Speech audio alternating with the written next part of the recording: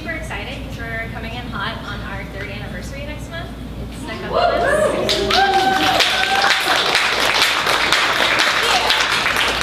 It's what you can expect from us next month. So our stage is like falling apart. So it's time for a new stage. Don't let me get on Pinterest because then that's how we get like paper disastrous. Yeah, if anyone remembers the first year of decorations, Yeah. we made cones out of like paper pom-poms and then wrapped construction paper on the bottom. It was I was not really pretty. ambitious. And I was just like blind to my love. I was like, look at my beautiful creation. Years later, I'm like, oh my god, why didn't anyone tell me that I had ugly children? But so we're gonna have a new stage. I think we're just gonna do like rounds of open mics, and I am rooting for a dance party. I like haven't danced publicly in like a decade, so that's worth coming for. Joe, we're just gonna turn this place into a club. Yeah. Best boss ever. And so, yeah, but we're going to be celebrating 3 years, which is insane. And it all began with us just when we were both staff members here, being like, we just want like cool people and free ice cream. And that's how all good ideas are born. But yeah, what else are we doing? We're gonna go ahead and kick off the open mic, I think. Yeah! So if you're new to Ice Cream Social, it's an all women, all the time reading series once a month on the 4th Friday. And we usually do an open mic first with some free ice cream, and then we have 3 amazing featured readers. And we're super excited you're here. Without further ado, we'll welcome up our first open micer. And this is her first time reading at the Ice Cream Social, so please welcome Rhae.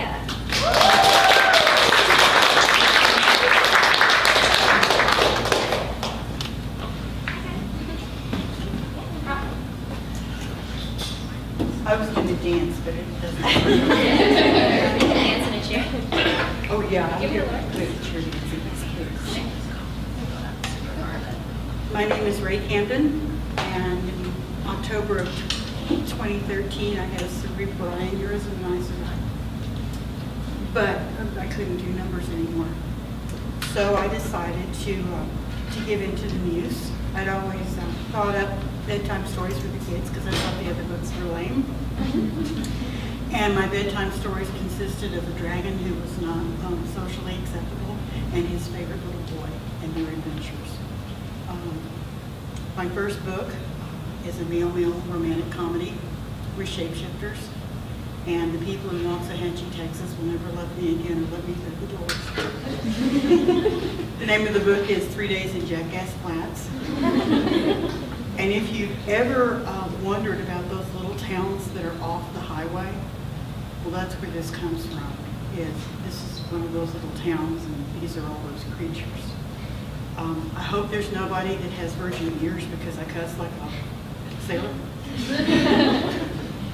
And I've adopted my ancestors' tone of voice because when you're a 5th generation Texan, we just have our own language. Some say it's colorful, some say it's bruising. I say it's just lots of fun to listen. This is the epilogue of the book, and I hope it makes you hungry enough to go look for the rest of it. I apologize for the editing because as a first-time author, I didn't know what to look for. I know now. The bar was at near calamity levels of activity in the local fellowship hall between Jackass Flats and everywhere else. Tonight, the celebration was for Clyde Hobbs, local deputy and all-around steady hand on the tiller of law enforcement. Since he proposed to Bo Lapine, the ladies of the town had been after him to let them take a hand in putting all the festivities into play. Ethel had taken care of the food, courtesy of Mama C's. Mabel and Myrtle had connections in Waxahachie to establish a generous amount of adult beverages for both the bachelor party tonight and the wedding tomorrow evening. Of course, a discreet call to Bo's mama in Leon had secured some excellent vintages of champagne and wine for the informal reception afterwards. Bo and Clyde had opted for an informal backyard fair for their wedding, luau themed, of course, as they both desired to make the South Seas honeymoon a reality when things simmered down a little. Well, things never would calm down in Jackass Flat, seeing as how T-Bird still walked upright and sucked oxygen. But when Maddie got her DEA case buttoned down and all those loose ends were tied up, they were bally bound. Not Bali, no. Mabel had finished her duties of seeing that everyone had one of those glow-in-the-dark lays. Myrtle made sure that the grass skirting stayed on the edges of the bar and the small tables that lined the dance floor. And of course, Ethel was checking that the small LED mop handles had been switched on and returned to the multicolored plastic hurricane jars in each tasteful centerpiece. Beach Boys music was playing on the stereo system, and some of the earliest guests could use a little slowdown in the adult beverage department. The three scions of Jackass Flat society were taking a long, hard look at the crowd. Their guide gazes simultaneously locking on Bubba Griffith, Leroy Jameson, and Troy Sampson. Now these fellas were likable enough. They'd all gone through the academy with Clyde. They'd all shared field assignments while with the vets, but like Clyde, they each left for their own reasons. Bubba worked private security, and Leroy was with the police department of some medium-sized force in northeast Florida, and Troy was a proud state trooper in Alabama, all relatively young. Hadn't married yet, and this was their first reunion since the academy.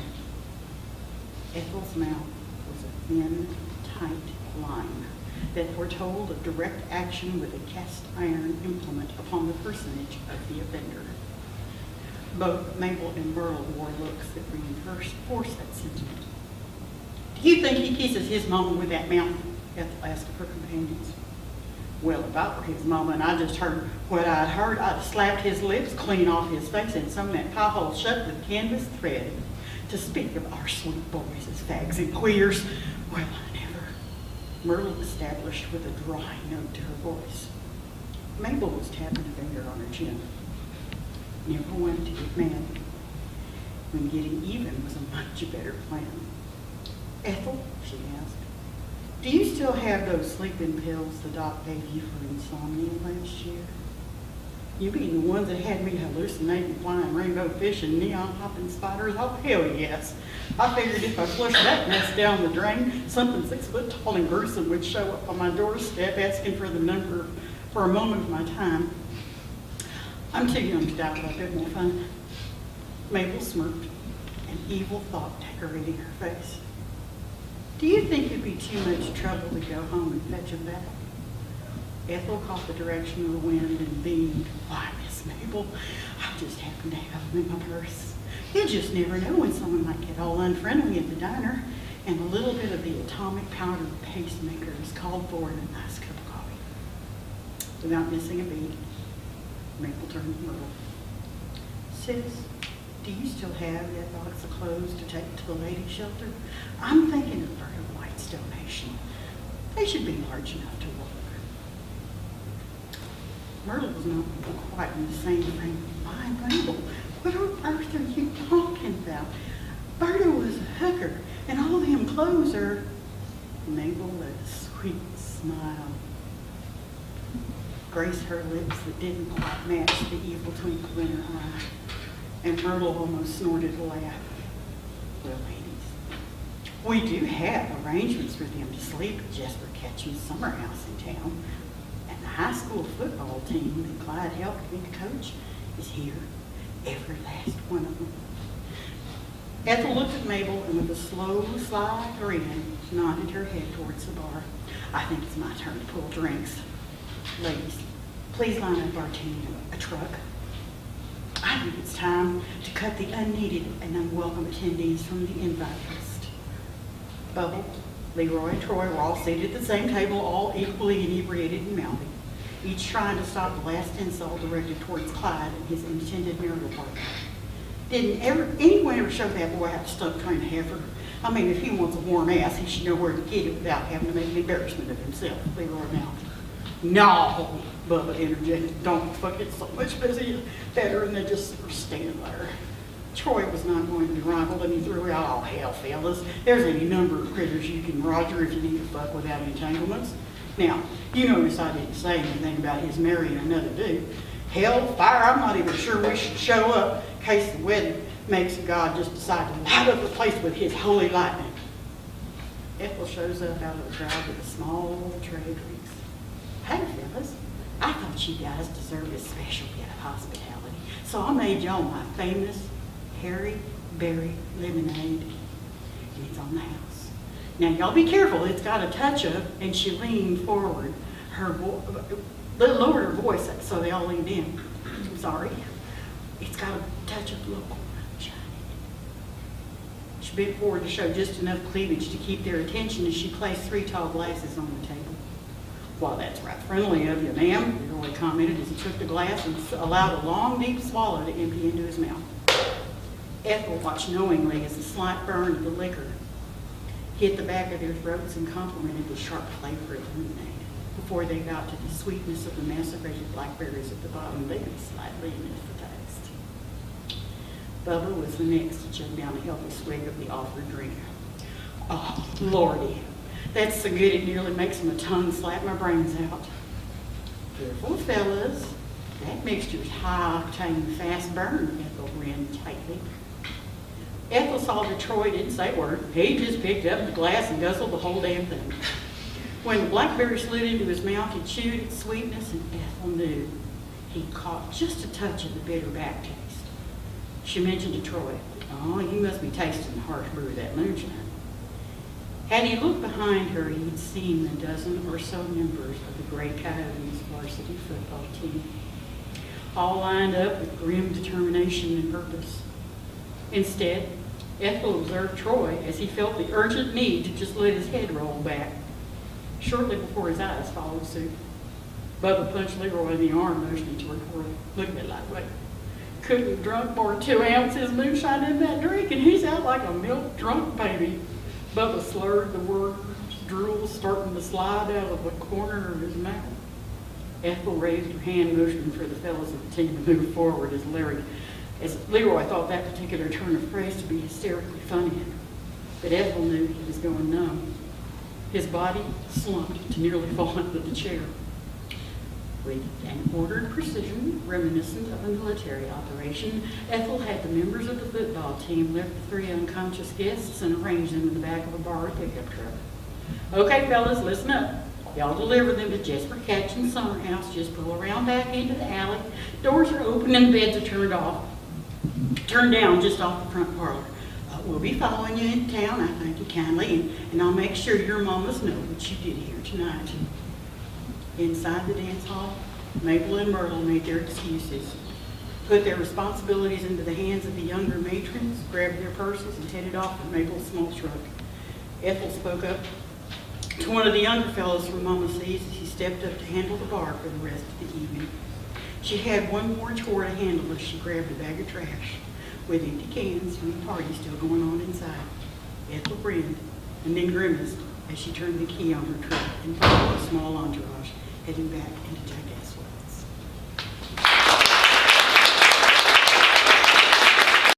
Up next, we've got an ice cream veteran, Jenny Keto. Oh my God, I'm sorry, you guys. My awkwardness is killing me. Jenny, please come up to this. Jenny Keto.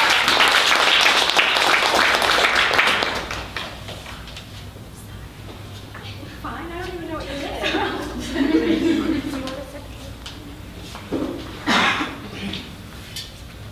Hi. So I'll be reading 2 poems that were published recently in an online lit mag called Francis House. One is very short, so I'll read that one first. It's called The Distance. The distance between me and us, seeing through glass-faced plexi bodies to touch, but lush, muffled smudges.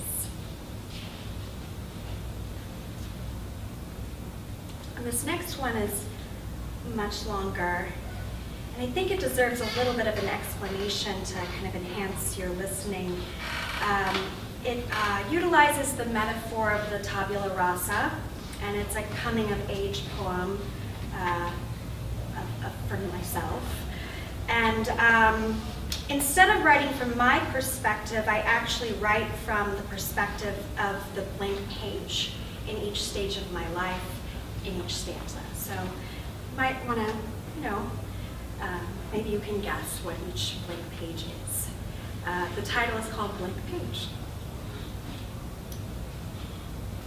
Sitting sideways askew on a slick porcelain sink, a precarious slope, equation still unknown, delayed detection, her ensaint mother paces seconds between hope and question, waiting for me to draw parallel lines, waiting for her to be or not be.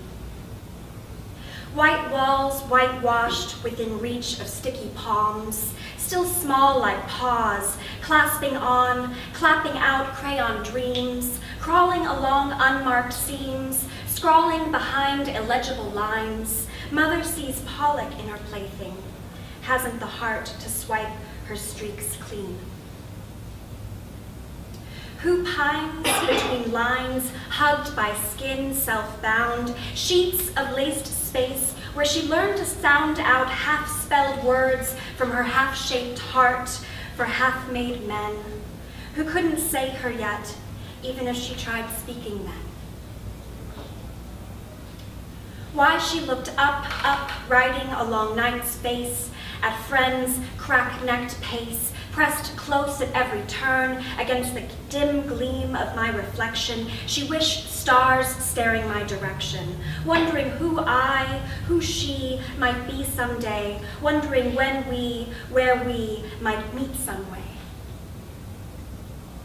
Her empty cells that flake and freckle, filled full to speak sunken ink, where her naked heart meets her naked sleeve, ready for her next moral emblem, ready for her next branded anthem, waiting for her to finish writing me, waiting for her to finish writing her.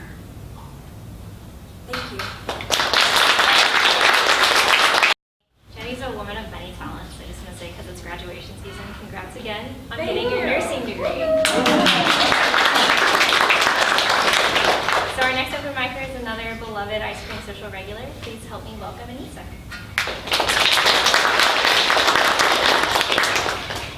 Hello, I'm back with a new, it's a new play that I haven't read from. So, this is kind of in the middle of the first act. 3 characters, Adeline, Simon, and Jacob. Simon and Adeline have just had like a really awkward breakup. Scene 5. Adeline, why are you here? Simon, it's my friend's gig too. We know a lot of the same people. Adeline, fine, but why are you here next to me? You made it pretty clear I was some crazy bitch last time. Simon, still totally into you. There's just something about you. Like, I want to know you, but I don't want to mess with you. You seem like you're a genuine person. But it's nice. But are you a nice person, or do you have a mean streak, you know? Adeline, I don't really want to be doing this with you right now. You know so many more people here than I do. Are you just standing next to me for appearances? Simon, you don't have to be a bitch about it. I was just giving you a compliment. Adeline, that was backhanded. Simon, I really don't understand why I keep trying with you. Adeline, join the club. I'm gonna go sit over there and listen to the set. Please do not, emphasis on the do not, come and find me again. Simon, whatever. Adeline, hi, mind if I sit next to you? There's definitely not a lot of chairs at this place. Jacob, Casper's actually right there, but you know, if you want to hurt his feeling, go ahead, spot's all yours. Adeline, the friendly ghost? Jacob, yes, that was a terrible joke. Adeline, sure, yeah, I guess it's just been a long time since I've heard anyone say that. Jacob extends his hand. I'm Jacob. I'm Adeline. It's nice to meet you. I wasn't sure if you were waiting on a friend or a girlfriend or something. Jacob, nope, you're in luck. Adeline, so who do you know at this party? I know maybe a couple people, 3 or so. Jacob, I actually don't know anyone. I was not aware that this was going on. Essentially, I'm crashing it. Adeline, you do that often? Jacob, oh, all the time. I come to crash but sit quietly by myself at the bar. Adeline, I was kidding too. Jacob, good. I just like this bar. Didn't you know? I didn't know what I was getting into. Do you mind if I say something bluntly? Adeline, no. Jacob, when you were over there talking to that guy, he said something about how you're the type of person you really just want to know, like you don't know why, but you have that pull, that aura. You looked annoyed, but I agree with that sentiment.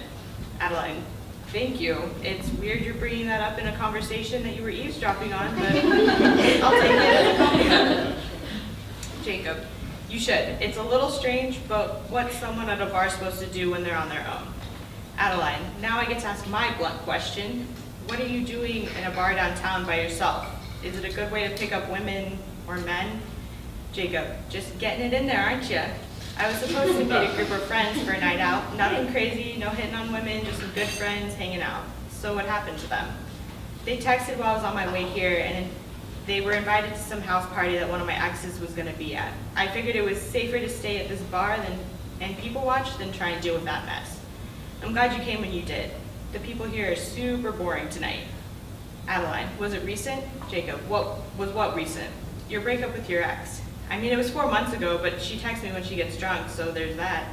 Adeline, and you don't go for it? Jacob, what do you mean? Adeline, like you don't jump on the opportunity to get the lay? Jacob, that's not my style. Okay. Jacob, back up, what okay? Adeline, the guy I was talking to earlier, the one whose conversation you were listening to, we split up a week or so ago. Jacob, shit, I can see that vibe. I seriously thought he was just hitting it. He was a random dude hitting on you though. Adeline, might as well be. Jacob, you going to finish your story? What happened? You seem surprised there are good guys in the world. Adeline, I am. Here's the thing though. I'd like to finish my story, but I'd like to see you again. Here's my number. If you want to go on a date, call me. If not, just rip it up and throw it away. Thanks. We have one more reader for the open mic, but I know all of you are writers. I know.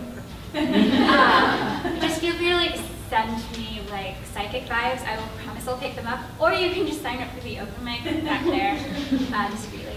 But yeah, this may be our last open micer. Angie Carter.